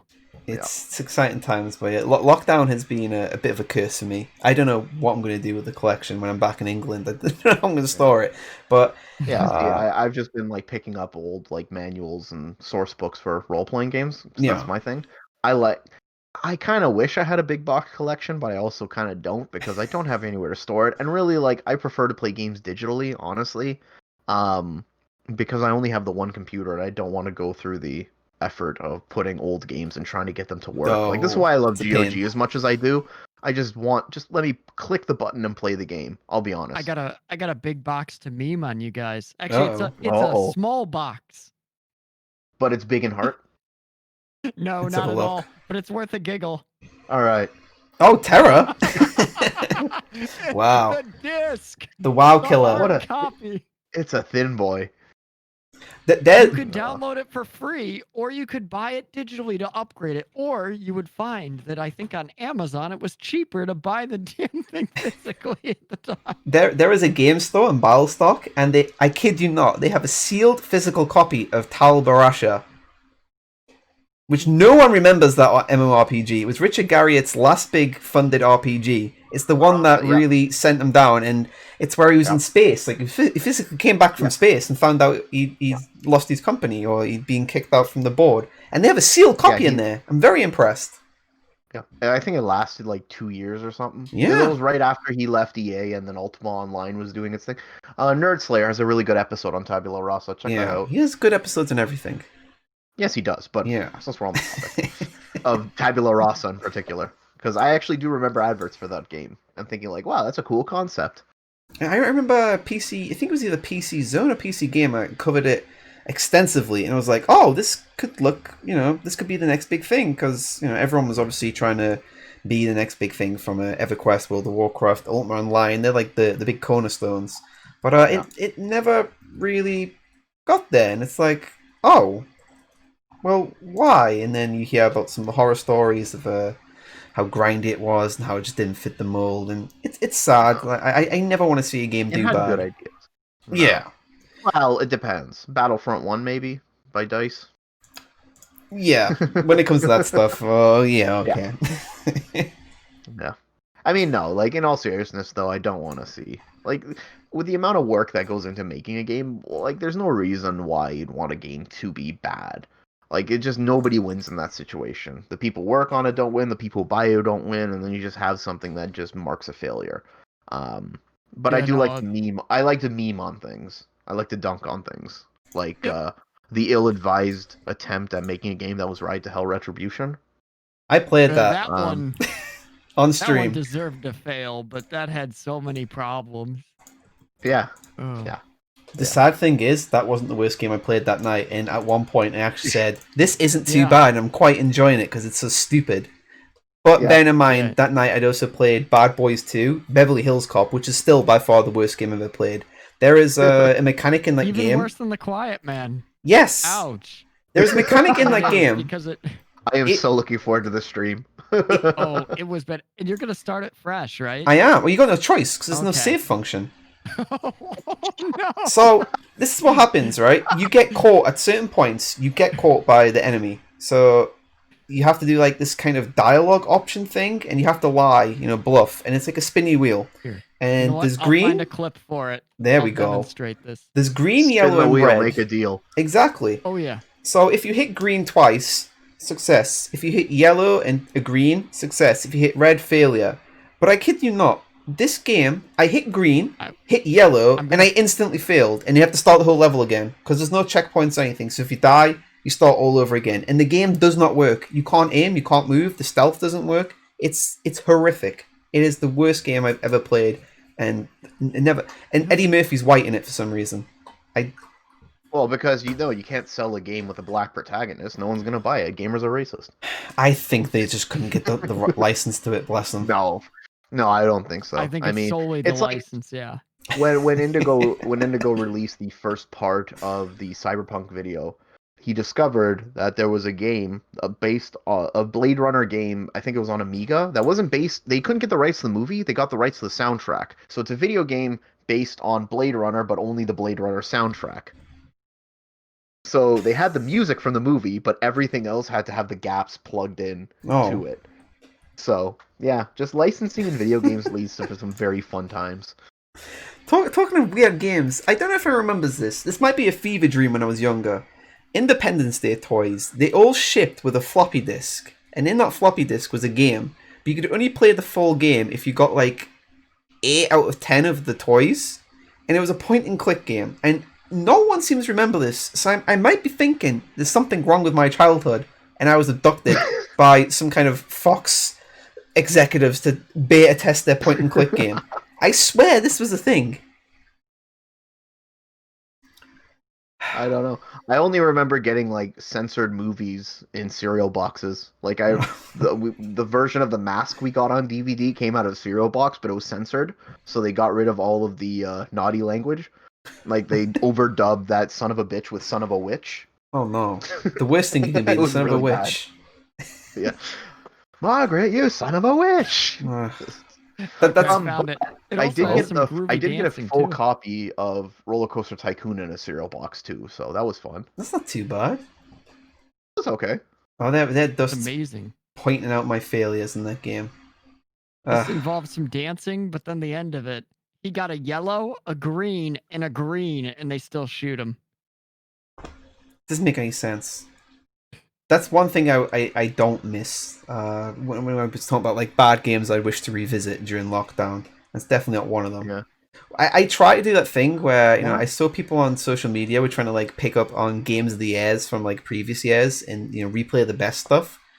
And this might be controversial to a degree, but I feel like if a game is praised so much, I don't have any interest in playing it for like at least 5 years because I know everything about it and I'm just seeped in everyone else's expectations and they've told us why it's so great that if I go into it, it's kind of hard to expect anything less than an amazing game, and I feel like that's unfair. So, for example, God of War, I'm really holding back on playing God of War because everyone said, "Oh, it's amazing, it's the best thing ever, you'll love it." And it's like, don't tell me these things. You can tell me it's good, just don't tell me multiple times why it's brilliant. I kind of want to wait a few years and then play it so I can kind of come in there clean, conscious. And I've been trying to do that a lot with lockdown stuff, but I just find myself Avoid the going hype. back to I just find myself going back to like weird older games or Eurojunk, or recently I started Well, playing Counter Strike again because I just needed something to scratch that multiplayer itch, and then quickly regretted it because everyone was just screaming down the microphones. But I'll admit that I'm very much looking forward to Cyberpunk 2077. I'm ever since I kind of heard about the game release, I knew about the tabletop game, but I never played it, and I started reading into it to kind of build up my hype for it and do a little bit of research. And the more I read up on it, the more I really like the world that's built on. hmm, But I can tell right away that game is going to be drowned out by a cacophony of just like universal praise for it because it's yeah, CD Projekt, and based on what is the cyberpunk? Based on what The Witcher 3 represented and still represents, as and it's a well-deserved successful title. I'm thinking a lot of that is certainly going to carry into Cyberpunk, and that's really going to be propped up as like the next yeah, generation sort of. This is what a game should be. And CD Projekt does a lot of good things. Like they do. I love the fact that they release free DLC as with no strings attached, and then they have DLC packs that expand the game, and everything's well polished and it feels good. But it's going to be like I guarantee you right now, unless that game is an abysmal failure in terms of how its systems work together, and considering it's been in development for 8 years, I doubt it's going to be. yeah. Um, like that is going to be a case in point of exactly what you're talking about, of just like the trumpets blaring and saying this is the second coming of Christ in digital form. Yeah, you see, the game could be bang average and still going to sell millions and still going to Yeah, review well, it is. because Yep. this isn't a slight at the press. I think everyone is guilty in this. Doesn't matter what form of media you're involved in. When a big thing comes out that everyone's excited about, everyone gets caught in the hype. So Halo Yep. 3, for And example, then you look for the positivity in it. So even yeah, if it is average, because you're so invested in wanting it to be mhm, good, you're going to try and pull out all the things that are good. yeah, And you're very and people sense that people are going to be very reluctant to talk about what doesn't work, aside from things that are in vogue. yeah. And then you start repeating talking points like on Yeah. Reddit and Twitter, and then that becomes like you get that cycle of perpetuation. I feel like And there's too this much isn't a new parroting. trend either. This happened back with Skyrim. Mm-hmm. It's just Skyrim in Wikipedia's, of course. Of course. And it's still a good game, don't get me wrong, but everybody's quick to point out how good it is or to throw lavish amounts of praise at it and etc. But nobody and the criticisms get swept under the rug, and honestly, really any product can be critiqued. Yeah, Well, You know, when it there's came out, that was certainly true. Now, I would think I oh won't yeah, say it's cool to bash on Skyrim, but now people are really not pulling their punches when it comes to criticizing it, which is kind of like I what think you're I'm right. getting at. Like even now, when Enderall came out, and now Enderall is a massive fan-made mod that completely rebuilds Skyrim from the ground up and makes it an entirely different game using the engine. I'm not throwing shade on the amount of work that went into making this mod because it truly is incredible. It's voice acted, it's beautiful. The problem is that it's built on Skyrim's engine. And the way we have progressed from Skyrim's release in like 08, 09, or 10, whatever it was, 10? Hmm. I Um think so. yeah, like even looking at something like The Witcher, like gameplay has changed so much that going back and playing Skyrim, it's boring. Like the actual gameplay just does not hold up. That's not to say that it's a bad game per se, but it's not the sort of gem that everybody kind of thought it was when it came out, you know. I Yeah. think that was my problem with Skyrim. The biggest thing, I've said this before, when Skyrim first came out, I think the world Skyrim production value is beautiful, and you know what? The bugs, I fucking love the bugs. I live for They're the bugs. best You part. saw the games I've played. I love bugs, but the combat was always the main thing. And then the biggest issue was it released near-ish the time of Dragon's Dogma. So when you Yeah. saw like the dragons come down in Skyrim, and essentially, I'll do the impression again. You just like this, he's just flapping away like a little dog, flapping this giant wasp away, and then you compare it to Dragon's Dogma, and you're jumping on them, you're stabbing them, you're climbing them, they're flying in the air, and there's all this stuff happening. But I think why people are so easy and quick to criticize Skyrim, including myself, but I'm going to be cool and say I was doing it from day one. Yeah. But the further It's watered down. the further we get away from something, the easier it is to identify the Yeah. flaws. So I'm sure Yeah. let's say in 5 years' time, people will look at The Witcher 3 and identify, okay, the combat was kind of weak. There Boring. wasn't much interaction with the world Sorry. outside of simply talking. Some of the side quests felt a little bit like filler. We'll get these. I'm sure we're going to get The essays. story is very railroady in a lot of Yeah. ways.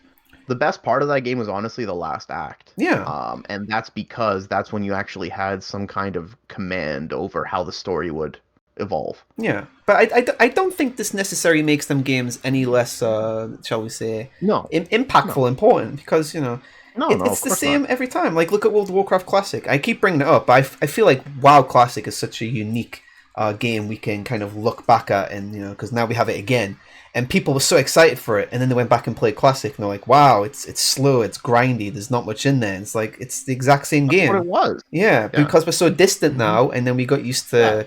Evolving, progress. yeah, we evolved Yeah, the you MMO pro- category in so many different ways that Classic now feels a little bit dated, but that's because it is.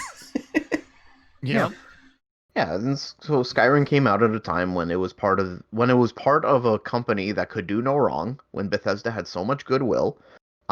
It was one of the biggest open world role playing games that had happened to come out, and I will make an argument that yes, I think Skyrim is a role playing game. It's a very simple one, it's a basic one. It regresses in a lot of ways, but it's still a role playing game.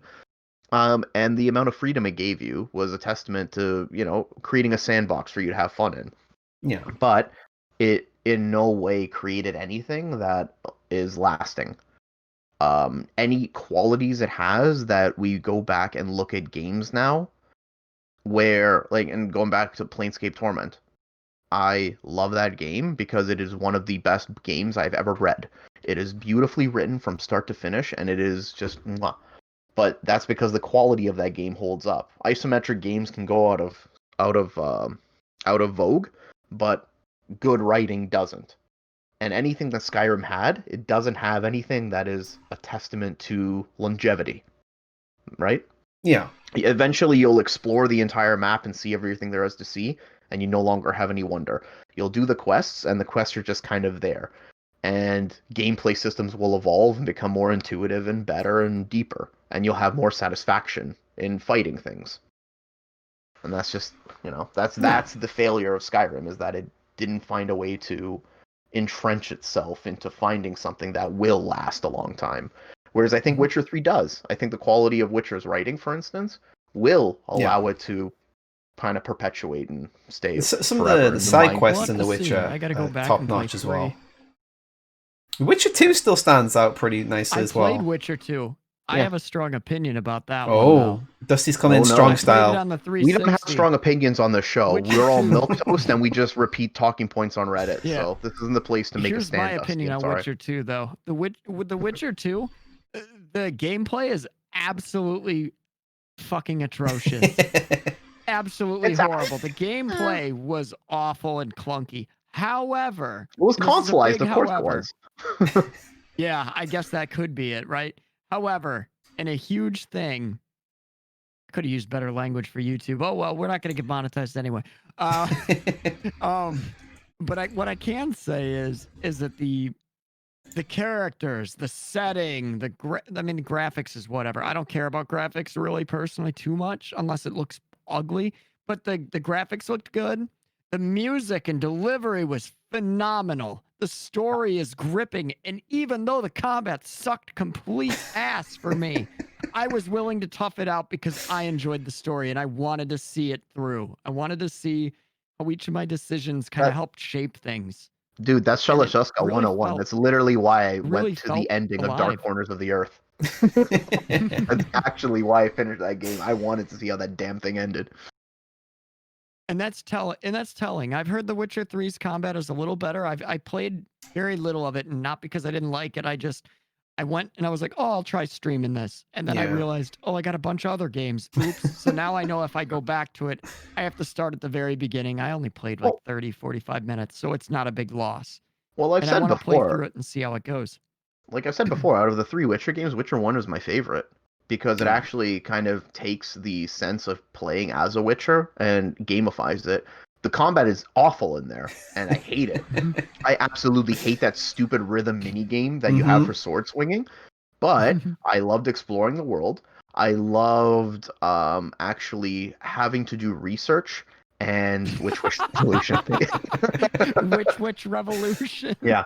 Very But nice I one to loved go. actually having to do research. I loved having to create potions and reagents, which is a whole part of being a witcher, finding out and reading books on the thing that you're hunting, and then preparing yourself, setting traps and getting yourself ready to fight like this monster, and then go about your business.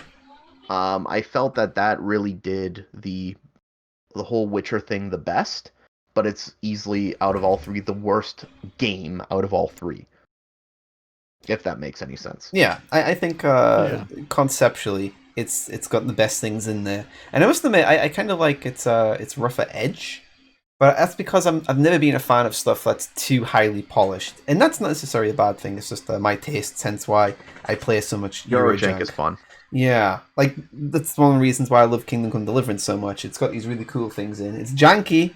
It's still janky in Yeah. places, but I can look past it because I kind of like it. It's for the reason why stuff like Stalker, some of my favorite games, and I enjoy the Risen series with its giant bread and the fact that you get to deal weed to monks and it turns into a murder mystery plot. The next thing it turns into a conspiracy, and I'm like, wow, this is this is great. Yeah. Yeah, you're right. Witcher 1 really did do the monster hunting aspect the best. Witcher Mm. 3 was shiny and played the best, but Witcher 1 was, proper. And the fact that like it was so steeped in lore, much more like its own lore, much more than kind of like doing what it became a little more video gamey, which I found Witcher 2 and 3 did. Witcher 1 was still very firmly like kind of that. If you ever read the Witcher books, or even if you watch the Netflix show, you can see that there's a dissonance, or not dissonance, but a difference between how Witcher handles lore in the books and the show rather than the game. And it's a lot more serious, I think, or a lot more raw. Okay. And I think Witcher 1 had a lot more stronger shades of that. I mean, you also get to fight Dagon, or discover that Dagon is worshipped by a bunch of people living in the swamp, and of course, any reference to any Lovecraftian entities is all right by me. It's the easiest way to get Shal inside. Just mention There you go. Lovecrafting. You're done. Yeah. Fortnite Lovecraft skin coming next. You be in there. You be in there dabbing. They didn't get me with Star. They didn't get me with Star Wars, so I don't know. I don't know if Lovecraft will. God bless Fortnite. No. No. That's one thing I'd be interested in seeing because I haven't actually looked at. Sometimes looking at Fortnite's numbers in terms of players and how much money it makes. I'd be interested to see how much of an uptick, if any. I assume there would be that Fortnite has seen during lockdown because obviously we've been talking about game sales, and I mentioned earlier in the podcast that the UK had its biggest physical month for a long time, but since with this whole thing starting, and then I think this is the kind of period where obviously games of a service would logically shine, but I haven't looked at the numbers obviously because we haven't finished the quarter just yet. So I'm curious to think, would CEOs and developers and publishers take this into account? What happens if something like this happens again? Can games of service be our real big shining light? Maybe so. I don't have any recent data, but I know that like in terms of enthusiasm, and this is just a small like what do you call it? Like a small case study, I guess. It's not even a significant study. Um, but like the school I worked at a year ago, there were lots of kids talking about Fortnite and things like that, and you couldn't go a day without hearing kids talking about it or doing the dances or anything like that. And you saw that definitely sharply fall off this year, well before the lockdown or anything. I don't know what game is the hip cool one now, but I know Warzone, that it's not as probably. exciting. Maybe. But Well, what I am willing to think is this. Now, let's think about socializing and kids, right? They typically do a lot of that at school, right? It's a strange sentence, Dusty. No, Let's think don't about get all socializing creepy and on me. kids. No, because you were talking about what people were playing more of, and I'm thinking that terms of service, you need the context for this, please. Dusty's Just been listen to the drinking with the context. kids again. I'm bringing The cool funny. teacher. No, I'm bringing it all around. No, what I was gonna suggest is that with the lack of socialization, maybe more like multiplayer kind of online games is gonna appeal to them, right? Yeah. If you're not able to hang out with your friends as much, you don't get to see them at school. Now we're into the summer, but we still can't really go out. So what do? And this is where I think online games kind of take off. And then, of course, what do online games typically follow? Games as a service, right? Yeah. So Yeah. maybe Gateway. so Well- it may be a gateway to socialization, similarly to how we used to see. We weren't doing as much games as a service because it wasn't really the term coined at the time. But like with WoW Classic and things like, or Yeah. sorry, Vanilla WoW when it was retail, and how that was kind of how we socialized and different things like that and different games we played. Or Counter-Strike So we may be clans seeing and right, custom exactly. servers and yeah. Or in my case, it was Halo on the PC and Nightfire playing See, over GameSpy. I was a loner who just played Infinity Engine games and Age of Empires 2 on my lonesome. I was my own friend. Well, I saw some cool stories on social media over the past month or two, and it was like some guy's kid was speaking to a bunch of kids. I think they were playing Fortnite, and then they started playing together more often, and then they realized that one of the kids involved was having it was his birthday, and it was his 11th birthday part, like his 11th birthday, and they threw like an online party from inside of Creative World and Fortnite, and I think that really does typify these kind of games as more than just multiplayer games. They're social spaces. Yeah. Like when I was growing up, I was a very quiet teenager, and I did most of my socialization through Day of Defeat and World of Warcraft. And I think this lockdown thing has really changed the overall perspective of video games as something more than just something you log in, you shoot, you get some points, and then that's it. People kind of identify it now as a social experience that can be shared, and it's not always about winning or getting the most kills, getting the most points. You can just have games where you literally just do stuff together. Obviously, Minecraft was a big one, but I'm talking like the overall side. There's also games where you just lose and are subject to verbal abuse. We call that Rainbow Six Rainbow Siege. Six. But I mean, like, if we're talking about the socializing, I remember in university, somebody told me a story when he was growing up. He and his friends, they just drop on, I think it was Xfire at the time, or whatever it was. Yeah, I think it was Xfire, or either Xfire, MSN, or either MSN. They'd have the group voice chat. Or it They could just be drop like in. AIM chat or whatever. AIM chat. What was it like? Or AIM TeamSpeak. call. Yeah, but I think it there was either that or one, so TeamSpeak or whatever. Yeah, and they would sit around and they just chat. Some of them would play one game, some of them would play another game, but the virtual space was where they would hang out. And that is still carrying over to games as a service. It's just the method of delivery is what's changing. Yeah. So, and I still lament this. I remember No Heroes on TF2. It was a private server, or run by No Heroes. Anybody can join in, and it was always two fort capture the flag, and you would have the same people come in every time, and you would recognize names. And a buddy of mine, we'd jump in, we'd play snipers for like 2 or 3 hours. We just like practice sniping across the map at each other. And you'd have the whole memes. Like if you got on a kill streak, you'd hear a Scatman. You'd hear a Scatman audio drop up the beautiful, or like you'd hear other things like that. TF2 released a patch that added quick play and competitive modes. They killed private servers, so you no longer have those communities anymore.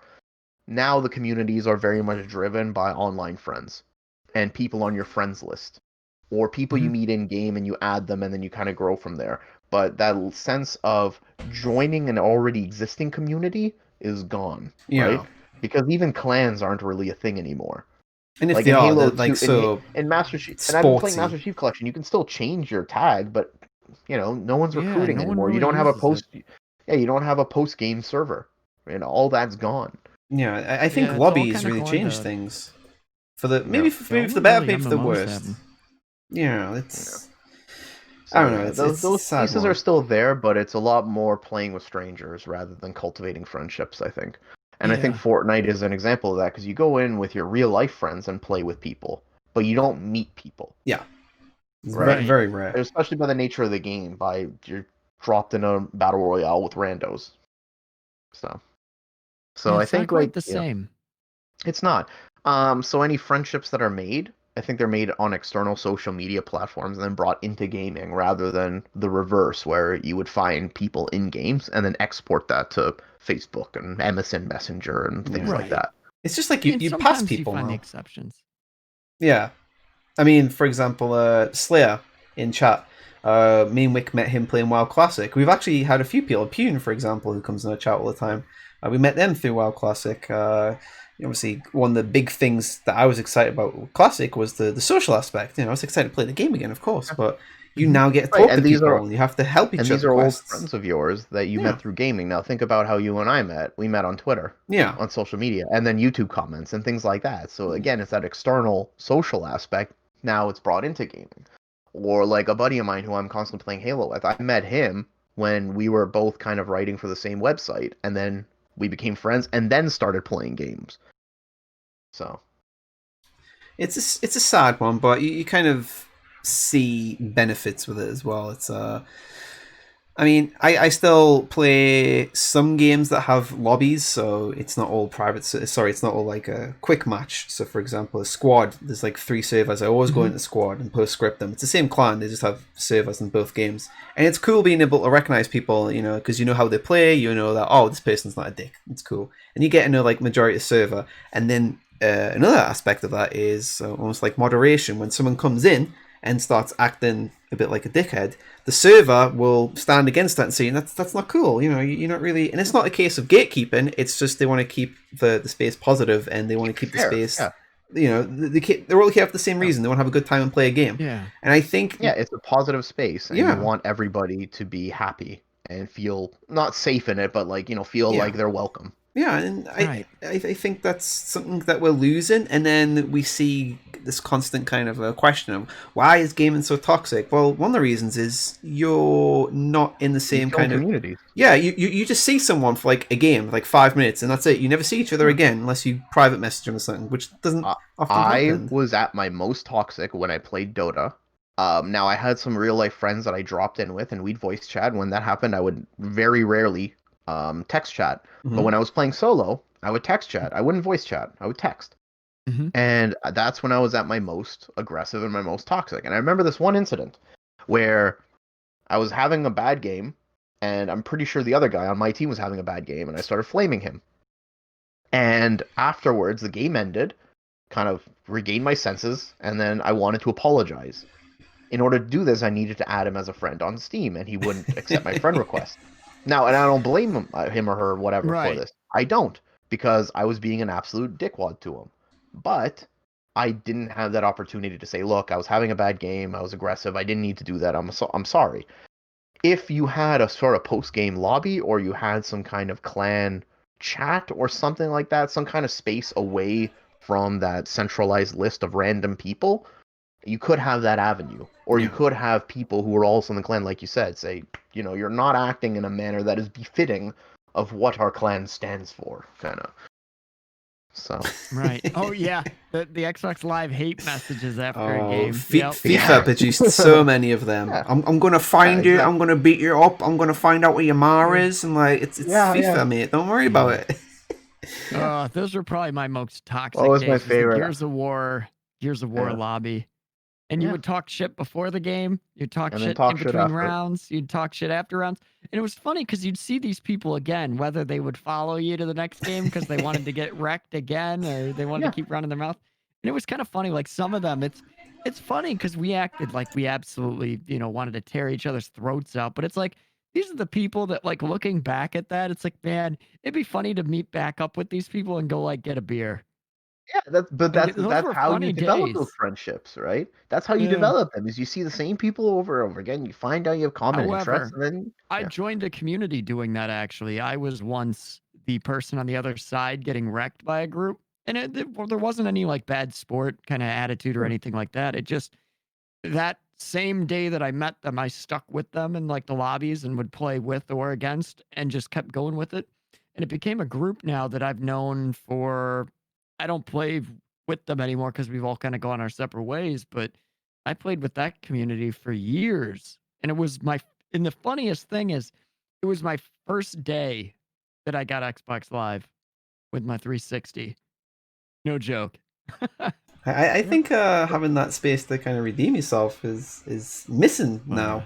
Like there used to be someone really I hated on Counter Strike Ironically. Source because he used to destroy me with the AWP, and I hated him. And we used to shit talk each other. And then eventually, I figured out a way to beat him, and then he figured out a way to beat me, and then we just ended up like talking to each other. I was like, well, how did he figure out to do this, and that? And then we became friends, and we used to play Counter Strike Go together when that first came out. We don't play too much now, but you would never have that if it was just like these random lobbies, like in competitive. And I understand why competitive's got to be random, but I feel like with every kind of multiplayer game now having that, it completely loosens that sense of community, and doing so, it also dissolves responsibility and manners. So people feel like, oh, I'm going to be toxic to this guy because I'm never going to see him again. So what's the problem? Exactly. And ironically enough, now in a time when we're kind of locked down and where people could benefit from meeting new people and having that kind of community relationship, I don't want to say you're stuck with it, but you have your real life friends to rely on. And if your real life friends don't play the same games you do, you don't have anyone to play with. Yeah. Which is the way that multiplayer games are built up now. I've been playing Tabletop Simulator with my friends weekly, and that's great, but that's a game specifically to a group of people I know in real life who all join that game in particular. Now, Tabletop Sim's a little better because you do get calls for open games there as well, but there's no protection for griefers, for people who just come and flip the table and leave. It's like Jackbox. Same thing, and you've been on the other end of that. If you stream Jackbox, people come in, you don't know them, and they push the edge for the sake of doing that because they're being, edgy. But meanwhile, you run it for a community of people who already know each other, and you have a good time. But there's not that middle ground anymore of like the chance to join an existing community. And I think in a lockdown, this is the best time to kind of build something like that into a quote unquote games as service. Because if you're going to be selling a game as a lifestyle, then you should have some kind of means of having people use that as a middle ground to kind of create sub communities or find new groups of people. Like Destiny 2 had no chat in that game. You couldn't communicate with people. You could do emotes at each other, and I was like, what the fuck is this? When it first dropped, it was a disaster. Yeah, it confuses me. Oh, sorry. Jump into conspiracy. To follow up on that comment, remember how you used clan chat in Destiny 2 on PC? Yeah, you had to go on a different website. You had to go to a website. You had to use a web browser. You had to use the web page that the clan was on in order to chat. That's ridiculous. How that passed the test? Because WoW already was a thing for many, many years. Lots of other MMOs were a thing for many, many years. Not saying that it's a true MMO, but if you're trying to mimic the socialization of an MMO, how the hell do you get that to where chatting with your friends looks more like a forum board than live interaction? Oh yeah, in the way it posted, it was like a forum at that point. it was like Micra, old Micra days. Oh bad. Well, one thing that I do think has been a benefit for lockdown, at least from my point of experience, is it kind of feels like we're all teenagers again in high school because most of my friends are now working from home, or in some cases are kind of on temporary leave because they can't go to the workplace. And we're all playing games together for like hours. We can actually sit there. We don't have to do the whole spreadsheet. Well, I finished work at this time after this, and this. Does your time match with me? And it's been pretty good. It's a nice little reminder. Obviously, the situation is not ideal. And it's a terrible thing what's happened. But I always try to take at least some positives. So you don't get overwhelmed. And I feel like the whole lockdown thing is kind of, it's frustrating at times, but it's benefited me in a way I can enjoy playing games like with my friends without the worries of trying to match up times. And I think from what I've seen on social media, there's other people have been in the same boat. Yeah, like I know for people who play tabletop games, this has been the time to play. More people are playing now than ever because, we have virtual tools to allow you to do that, and schedules have kind of opened up that it's easier to coordinate. Even people who I know have said like, I don't want to play virtual. It's not as fun. Well, when you don't have any other options, you see that it's not quite so bad. And then that extends to, any kind of group gaming as well. So I think that's probably the most beneficial thing that we can say about the whole lockdown thing is it's kind of, I guess, from the conversation that we've had over the past 92 hours. Wow, look at us. It's allowed us to be retrospective and reflect on things. Maybe we took some things for granted. We revisited all franchises. We've had the ability to kind of sit down and reevaluate what we enjoy about games, and then also the social aspects that we miss about them. And to me, I think that's a pretty nice way to put it overall. Pretty much. It's pretty nice, and hopefully there'll be some kind of resurgence of that kind of ability to socialize again and kind of build the way that you can. I'm going to be doing a little bit of a, hopefully, I wind up doing a bit of a case study on Phantasy Star Online 2, which just recently came back out. And so, depending on how the alliance system works, which is your guild or clan kind of thing, depending on how that works with socialization, maybe it'll branch to either, new viewers or new people that I can game with or play even other games with. We'll see. But for a lot of games, it feels limited compared to the usual. But for other avenues, it's really opening wide up, and that's great. It's a whole new world, like that song from Aladdin. Well, it certainly will be after COVID. It's just, we'll see how much of a different world it's going to be. Yep, fair point. Yeah. Well, it's been a joy. Now, for 2 hours, exactly like 2 hours exactly in the dot, talking about. We were supposed to be on for 50 minutes. I know. Look what happened. This is what 45. happens. Yep. It's almost like organic conversations are the best. Imagine that. Yeah. There you go. Well, thank you for the people that joined us. I see you in chat. I won't list names because you know who you are. Yes, I will. Indigo Slayer. We got Imp. Dust, of course, because he's here. Shal, thank you for joining us. Happy to be here. Yeah, the next time you'll see us, we'll have a bit more of a focused angle. We're not sure if it's going to be the RPG one. That one's going to be a bumper one. I think Daddy Shal is going to tell us some facts, and Dust is going to grow a beard. He's going to be listening to that much RPG stuff. Ooh, yeah. I mean, I can just stop shaving and we can just laugh at how bad it gets each episode. Well, JRPGs are still RPGs, so, I'm not discriminatory about where they come from. There you go. Dust sorted. There we go. We're safe. Yeah. Well, thank you everyone for joining us. Hopefully this is the first of many. As you can see, we're floating out there in 80s space. Just ignore the light behind us. You see, this is the real stuff. Coming soon, now with synthwave soundtracks. Yes. It's Corner Lurkers. And Your name one-stop tags. Some extra level production. Yeah. We'll have like fancy lettering, and then we'll have a topic on that lower bar. But yeah, it's a work in progress. But so far, I think it's a good start. Cool text.gif coming your way. Yep, and each and every one of us is glad that you have come to our corner of the internet. Yes, thank you for coming to our corner of the internet. It might be a little bit musky in places, but it's ours. So I will. Often. Some Wick forces me. Sometimes she just chucks us out when it's raining, but it's a sweet my dreams hair's gone from so me. long that like if I didn't shower, you just see like a whole bunch of grease on my hair. And Oh I'm no! like, no, if I'm gonna go on camera, I better look my best. I got a whole on bun now. Shampoo that. I'm like some cut price Geralt cosplayer with the wrong hair. That's about time for you to go play Mordhau with the Geralt. Oh no! One of the Geralt cosplayers. God bless Mordhau. Yeah. Anyway, everybody, thank you very much for tuning in to Corner Lurkers. You can check Shal out on YouTube. Let me find his link. Shal, how you got your link there? Because I can't open my browser. All right, let me find my link. So Shal does video game essays, a whole bunch of them, and some like shorter on reviews. Pretty cool stuff. It's very cool stuff. You should check it out, especially his vampire stuff. And Dust on my left streams all sorts of stuff. A lot of Japanese RPGs, as you can tell by the background. And sometimes you'll catch him very rarely playing an FPS. Very, very rarely. This is me trying to encourage him to play more.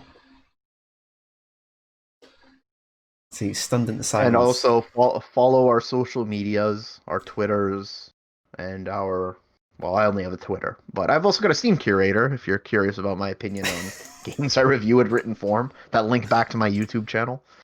Oh, can I find you under the same display name? Maybe?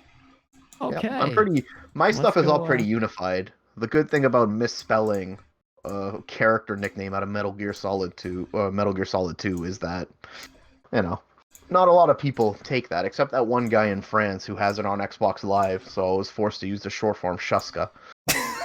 Oh, There's always one. Nah. Anyway, let me say Metal thank you Machine very Sun. much.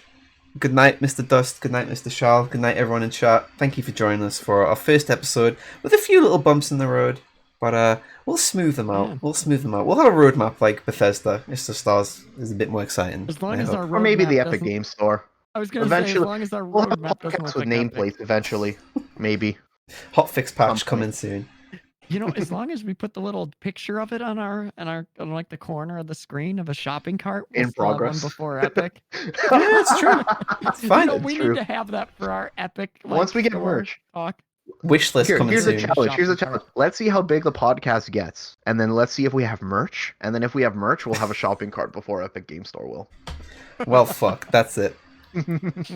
We're over. This is the part on the count of three. We all wave, and I move us off, and we log off. Ready? 3, 2, 1. Farewell. Bye bye. Farewell and have a good one.